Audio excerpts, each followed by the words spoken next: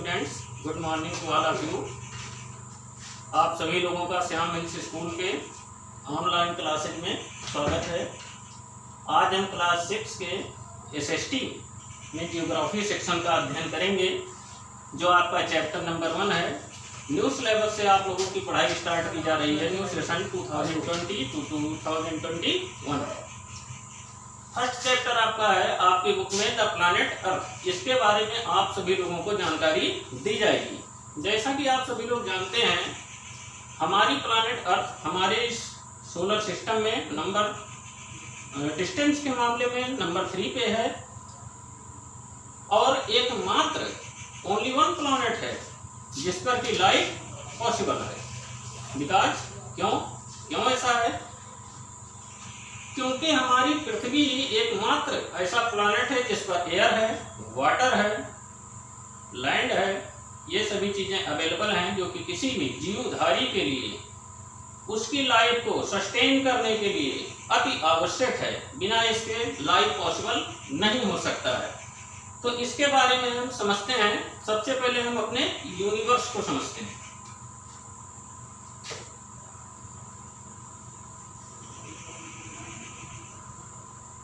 Universe क्या है हमारा?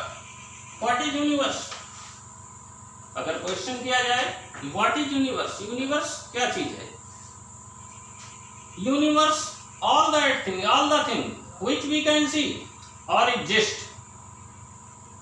Is known as universe. वो समस्त चीजें जो हम देख रहे हैं, like planets, trees, oceans, mountains, sky etcetera is called universe. Universe की मीनिंग ब्रह्मांड होती है। हमारा ये ब्रह्मांड जो कुछ भी हमको दिखता है, चाहे वो आकाश हो, पृथ्वी हो, चंद्रमा हो, उपग्रह हो, कोई कॉन्स्टलेशंस हो यानी तारामंडल हो, गैलेक्सीज आकाश गंगाएं हो, ये सभी मिलकर हमारे इस यूनिवर्स का निर्माण करती हैं। सभी चीजें हमारे इसी यूनिवर्स में पाई जाती हैं। आगे हमारे इस यूनिवर्स का निर्माण, इस यूनिवर्स में हमारी इस प्लैनेट पृथ्वी का निर्माण कैसे हुआ? लगभग ऐसा माना जाता है कि 14 बिलियन ईयर्स एगो, आज से लगभग 14 बिलियन वर्ष पहले सन में एक एक्सप्लोशन हुआ, विस्फोट हुआ, जिसके फलस्वरूप उसके कई टुकड़े इधर उधर छिटक गए। वो जब धीरे धीरे कूल हुए, जैसे जैसे कूल होते गए, तो उससे विभिन्न प्रकार के प्लैनेट्स टुकड़ों का अलग अलग नाम दिया गया। उसी में से हमारा एक प्लैनेट है अर्थ, जो कि सूर्य से डिस्टेंस के मामले में, सन से डिस्टेंस के अकॉर्डिंग नंबर 3 पे आता है। जो ये एक्सप्लोशन हुआ उसको एक नाम दिया गया बिग बैंग का। इसे ही बिग बैंग कहा गया, और इसी के फलस्वरूप लगातार हमारे इस यूनिवर्स में आज भी सतत रूप से कॉन्टिन्यूसली हमारे इस यूनिवर्स में परिवर्तन भी हो रहा है। कुछ ना कुछ परिवर्तन निरंतर देखने को मिलते रहते हैं। नेक्स्ट, तो उम्मीद है कि आप सभी लोगों को यूनिवर्स समझ में आया होगा। यूनिवर्स क्या है? समस्त चीजें जो हमको दिखती हैं वही यूनिवर्स है। जो कुछ भी हमको दिख रहा है या जितना हम देख सकते हैं, वो सब कुछ क्या है? यूनिवर्स है।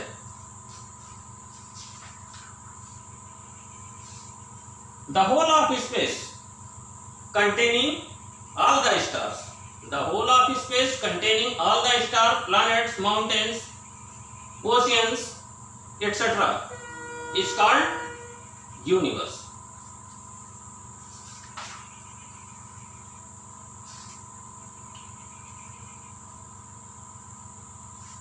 आप इसको फिलहाल आप सभी लोगों को ये लिखना नहीं रहेगा।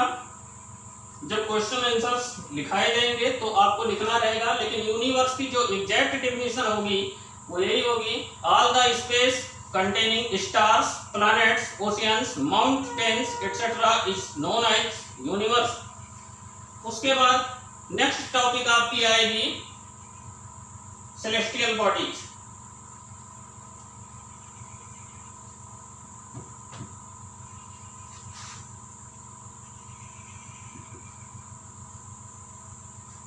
सेलेस्टियल बॉडीज क्या चीज है? When we look up at the sky, अगर हम आसमान में ऊपर की तरफ देखें इन द डे, दिन के समय, we can see only sun, हमको केवल सूर्य हमारा दिखता है। The sun is a star, हमारा सूर्य भी एक तारा है। Then you can say why all the stars can not see in the day, आप ये भी कह सकते हैं कि सारे स्टार्स दिन के समय क्यों नहीं देखे जा सकते। While many stars are much bigger than our star and much brighter than our star sun, then the answer is because the sun is much closer to our earth। क्यों? क्योंकि सन हमारे पृथ्वी के सबसे ज्यादा निकट है, इसलिए हमको बड़ा दिखता है। So it looks bigger than other stars. बहुत सारे स्टार्स हैं इस स्पेस में जो कि हमारे सन से बहुत ज़्यादा ब्राइटर भी हैं, बहुत ज़्यादा चमकीले हैं, बहुत ज़्यादा बड़े हैं, लेकिन हमको छोटे से दिखते हैं। वो भी नाइट स्काई में दिखते हैं, ट्विंकल करते हुए, टिमटिमाते हुए। हमारा सन बड़ा दिखता है, हमको हीट भी ज़्यादा देता है, और दिन के समय वो तारे हमको जो छोटे दिखते हैं वो नहीं दिखते हैं, जबकि वो सूर्य से बड़े हैं। इसका सीधा सा आंसर यही होगा, उत्तर यही होगा कि हमारा सूर्य हमारी पृथ्वी के अधिक निकट है, इसलिए वो हमको बड़ा दिखता है। स्वाभाविक रूप से अगर आप भी कहीं किसी मैदान में खड़े हो जाएंगे, दूर की कोई चीज देखेंगे तो आपको वो छोटी दिखाई पड़ेगी, निकट की कोई चीज देखेंगे तो वो आपको बड़ी दिखाई पड़ेगी। सपोज करिएगा कभी अपने इस लाइफ में किसी मैदान में जाकर देखिएगा, जो दूर पेड़ होगा वो आपको छोटा दिखेगा, चाहे वो आपके निकट वाले पेड़ से बड़ा होगा तो भी वो आपको छोटा दिखेगा। उसकी आकृति, आकार आपको छोटा, जैसे जैसे वो दूर होता जाएगा वैसे वैसे वो छोटा होता जाएगा। एक अवस्था वो आएगी जब आपकी आंखें उसको देखने में सक्षम नहीं होंगी, वो लुप्त जैसा नजर आएगा। ठीक इसी प्रकार से तारे भी हैं, जो तारे दूर हैं, उनसे जो स्टार्स दूर हैं, वो हमको बहुत ज़्यादा दूर है, हो सकता है क्लियर ना दिखते हो, धुंधले दिखते हो। जो जितना निकट होगा उतना क्लियर दिखता है। हमारे इस सन की ब्राइटनेस इतनी ज़्यादा दिन के समय हो जाती है निकटता के कारण से कि अन्य स्टार्स की जो ब्राइटनेस है इसके आगे वो हमको दिख नहीं पाती, इसीलिए दिन के समय हमको स्टार्स नहीं दिखते हैं। रात के समय जब हमारे इस सन की ब्राइटनेस हमारी इस पृथ्वी के आधे भाग पर नहीं पड़ती है, तो वहां से रात के समय अन्य स्टार्स को चमकते हुए देख सकते हैं। सभी स्टार्स, सभी प्लैनेट्स, जो 8 प्लैनेट हैं हमारे सोलर सिस्टम में, उनके सैटेलाइट्स, मून, जिनको कि हम मून भी कह लेते हैं, जैसे अपने अर्थ का एक सैटेलाइट है, ओनली 1 सैटेलाइट है, उसको मून कहते हैं। इसी प्रकार से अन्य कई प्लैनेट्स के पास, उनके पास सैटेलाइट्स हैं, उनको भी साधारण भाषा में अगर कहा जाए तो हम मून कह सकते हैं। उन सभी को अगर मिला दिया जाए तो ये सभी सेलेस्टियल बॉडीज हैं। इसके बाद नंबर आता है स्टार। स्टार क्या है? Number 3 star.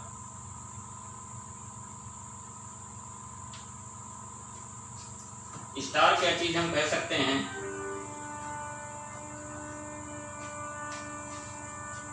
स्टार क्या चीज होता है? स्टार मीन्स होता है तारा।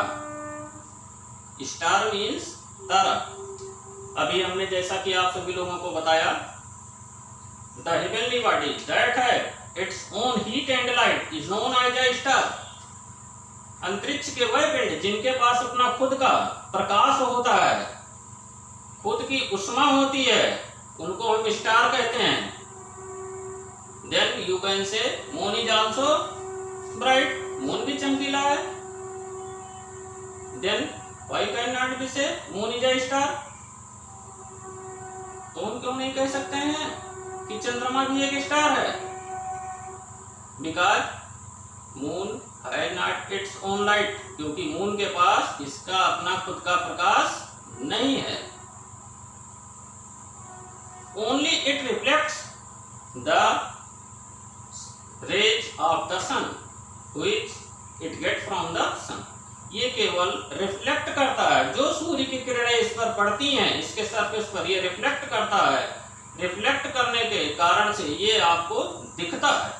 जैसे रात के समय अगर हम अंधेरे में कुछ देखने का प्रयास करें तो हमको कुछ नहीं दिखता है, लेकिन अगर हम एक टॉर्च जलाएं किसी चीज पे तो उससे टॉर्च की किरणें रिफ्लेक्ट होती हैं और हमारी आंखों के पास पहुंचती हैं तो हमको वो चीज दिखती है। ठीक इसी प्रकार से जब सूर्य की किरणें चंद्रमा पर पड़ती हैं और चंद्रमा की सतह यानी मून की सरफेस उसको रिफ्लेक्ट करती है, रिफ्लेक्ट करने के कारण से जब वो किरणें रिफ्लेक्टेड रेज हमारी आंखों पे पहुंचती हैं तो हमको मून दिखता है।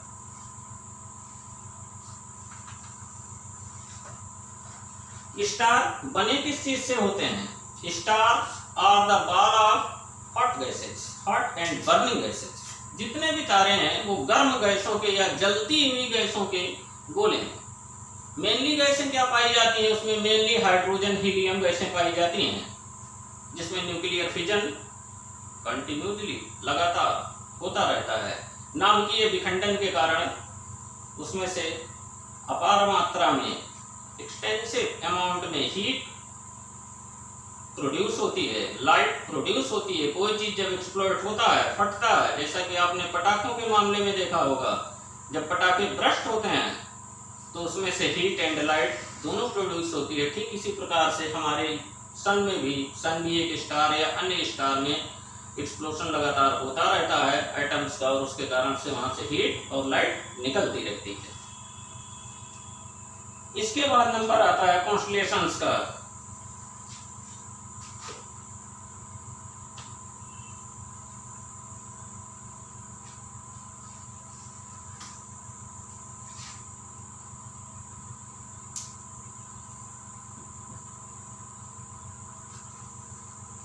कॉन्स्टलेशन, कॉन्स्टलेशन क्या चीज है? कॉन्स्टलेशन मीन्स होता है ग्रुप ऑफ स्टार्स, तारों का एक समूह, जिसको हम तारामंडल कह सकते हैं। कॉन्स्टलेशन मीन्स होता है तारामंडल। अ ग्रुप ऑफ स्टार्स, एक तारों का एक समूह ले लिया जाए। सामूहिक रूप से जब कई तारों, 1 2 10 20 नहीं, मोर देन 10, 1000 भी हो सकते हैं, 1000 तक हो सकता है, लाख तक हो सकता है, इनके सम्मिलित रूप को क्लस्टर के फॉर्म में हो, अ ग्रुप ऑफ स्टार्स या cluster of stars is known as constellations. तारों के समूह को हम कॉन्स्टलेशंस या तारामंडल कहते हैं। नाइट स्काई में अगर आप देखेंगे रात के समय, किसी अंधेरी रात में आप देखिए तो आपको जब ध्यान से देखेंगे तो आसमान में या आकाश में आपको ऐसा लगेगा कि कहीं समूह बना के बहुत सारे तारे छोटे बड़े आपको क्लस्टर फॉर्म में इकट्ठा रूप में दिखेंगे, उसको हम कॉन्स्टलेशंस कह सकते हैं। There are 88 constellations known so far. अभी तक वैज्ञानिकों ने या खगोल विज्ञानियों ने 88 कॉन्स्टलेशंस तारामंडल के बारे में जानकारी प्राप्त की है। यानी हम लोगों को अभी तक 88 या 88 कॉन्स्टलेशंस का ज्ञान हुआ है कि पाया गया है।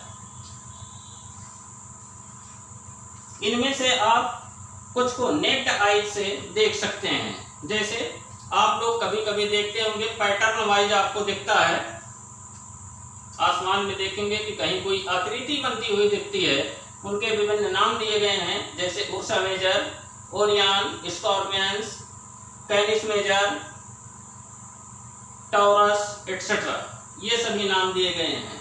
इसी प्रकार से जो 88 हैं सबके कुछ ना कुछ नेम रखे गए हैं। The solar system, solar system क्या चीज है? जैसे हम सभी लोगों का एक परिवार होता है, हम सभी लोग हैं, सभी लोगों के पास कोई ना कोई परिवार है। ठीक उसी प्रकार से हमारे सूर्य का यानी सन का भी एक फैमिली है, उसे हम सोलर सिस्टम कहते हैं। The sun and its planets and their satellites together is known as solar system. हमारा सूर्य, उसके प्लैनेट्स लाइक जैसे कि Mercury, Venus, Mars, Earth, Jupiter, Saturn, Uranus, Neptune, solar system. Sun और ग्रह और उनके उपग्रह, सूर्य, ग्रह और उनके उपग्रहों को मिलाकर जो एक फैमिली जैसा बनता है उसको हम सोलर सिस्टम कहते हैं।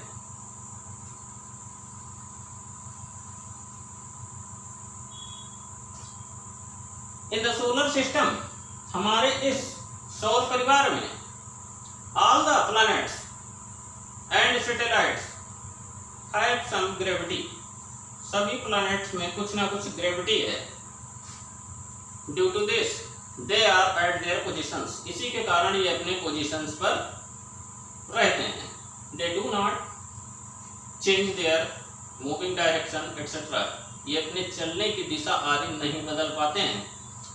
The sun has greater attraction to all the planets and satellites, सूर्य के पास अधिक ग्रेविटी है जिसके कारण से वो सभी प्लैनेट्स को अपनी एक ऑर्बिट में रखे हुए है और सभी नियमित रूप से उसकी परिक्रमा रिवोल्यूशन करते रहते हैं। फिर सन के बारे में थोड़ी बहुत जानकारी और टेम्परेचर जो सन सरफेस का है नियरली 6000 डिग्री सेंटीग्रेड पाया गया है, ये सरफेस टेम्परेचर है।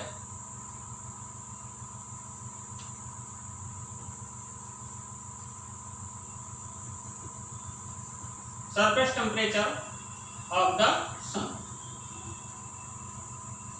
6000 डिग्री सेंटीग्रेड या सेल्सियस आप कह सकते हैं।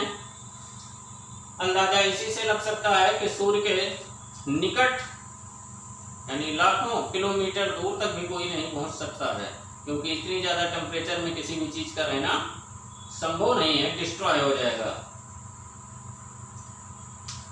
इतनी ज़्यादा हीट आती कहाँ से है? अभी हमने आपको बताया था nuclear fission is responsible for the sun's energy. सूर्य में जो गर्मी है या सूर्य की जो ऊर्जा है जिसको हम सोलर एनर्जी कहते हैं, वो न्यूक्लियर फिजन, नाभिकीय विखंडन यानी परमाणुओं के नाभिक के टूटने के कारण से वो एनर्जी प्रोड्यूस होती रहती है। एट आवर प्लैनेट अर्थ, हमारी पृथ्वी जो है ये ग्रह, all the energies are derived from the sun's energy, सभी जो एनर्जीज पाए गए हैं अभी तक वो सभी सूर्य की ही एनर्जी का एक रूपांतरित रूप है, ट्रांसफॉर्म हो गए हैं। The distance of the sun from the earth is about 150 million kilometres, सूर्य से पृथ्वी की दूरी लगभग 150 मिलियन किलोमीटर्स है। Distance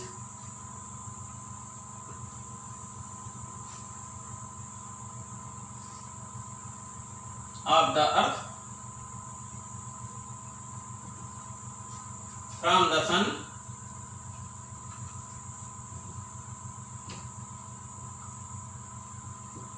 is about 150 million kilometres. Exact तो बताया नहीं जा सकता है, इसलिए लगभग अबाउट में बताया जाता है, क्योंकि एग्जैक्ट कोई मीजर करने सन के सरफेस तक जा नहीं पाएगा। इसीलिए ये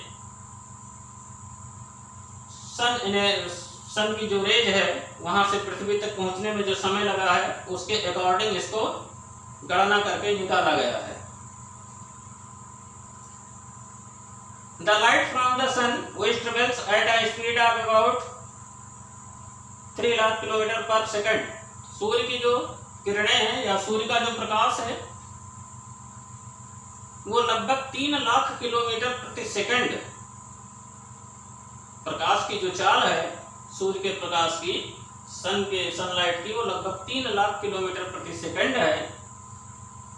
वो हमारी पृथ्वी तक सूर्य से हमारी पृथ्वी तक पहुंचने में लगभग 8 मिनट का समय ले लेती है। इसी के अकॉर्डिंग इसकी डिस्टेंस निकाली गई है। डियर स्टूडेंट्स, आज के लिए एसएसटी की क्लास में इतना ही बताया जाएगा। नेक्स्ट टॉपिक्स अगले वीडियोज में आपको मिल जाएगा।